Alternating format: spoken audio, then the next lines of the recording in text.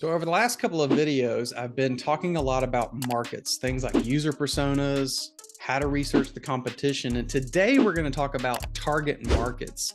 Now, one of the things that I do is I'm both an investor and an analyst in a large angel investor syndicate.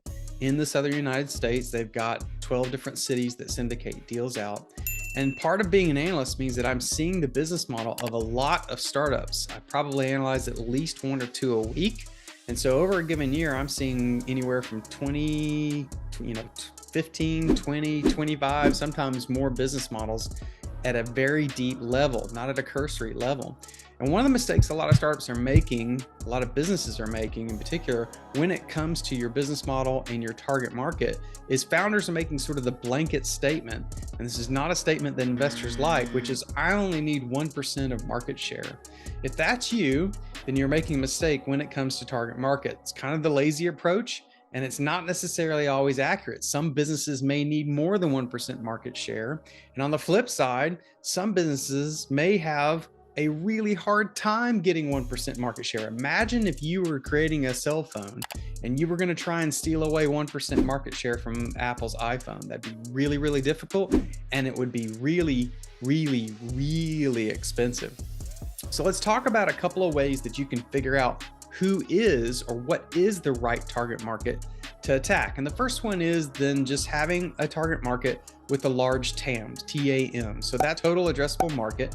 And you don't want a market that's so small that it's really hard to, be profitable. You want a target market that's very large. However, don't just take the lazy approach and say, you know what, we're going into the EV market. And so we're just going to quote the TAM for the total EV market. Maybe you're creating a solution that focuses on the EV market in rural settings. Take a look at further niching down when you look at these target markets and use those numbers. What a lot of people will do is they'll use the larger number because they think it's more impressive to investors. But really what's happening is you're saying there's this huge market, and that often equates to even more competitors coming in that target market. So if you niche down a little bit further, you'll have a target market that's more addressable for you.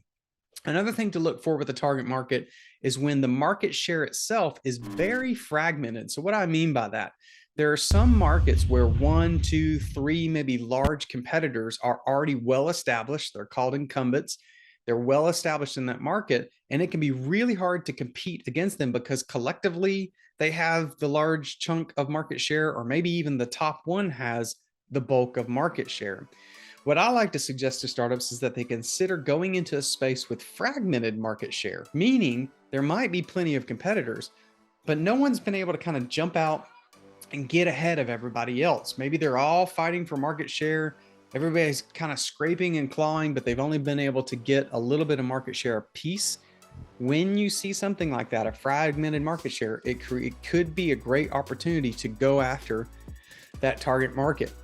Another way to decide on a target market that you want to attack is to focus on customers you can serve well. So maybe you've already had your product or service out in the market for a while and it's, you're getting some revenue.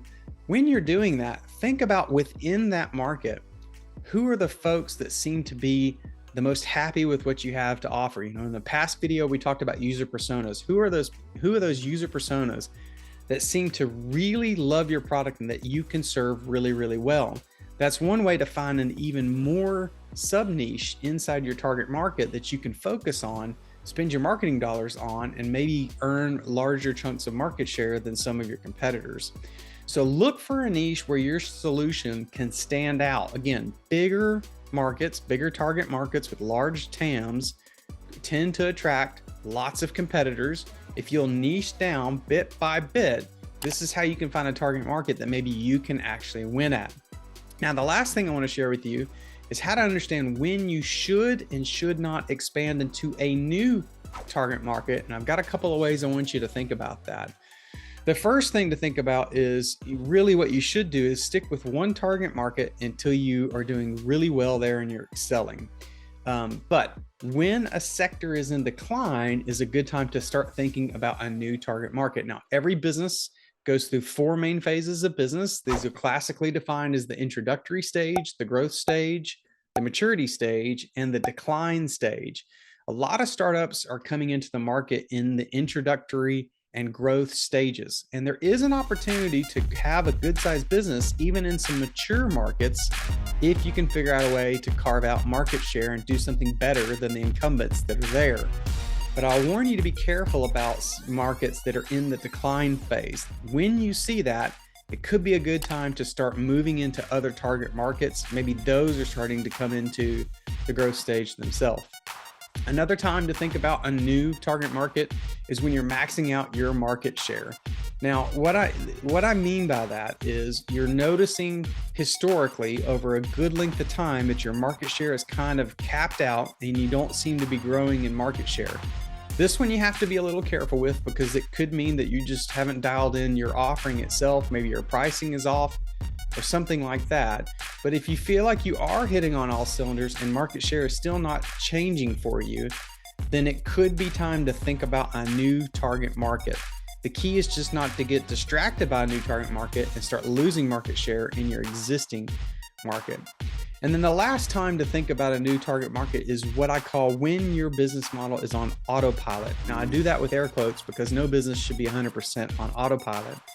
But what I mean is maybe your product is selling very well, your sales team is performing well and consistently wins deals, your support team is doing a great job providing customer service, you have your business model and your processes dialed in and they're kind of running along without requiring too much time and effort from the leadership team, then this could be a good opportunity to start thinking about how you can take those processes and move them into a new target market and use those same similar processes to then excel in that target market. So be very explicit about the target market or markets that you want to go after.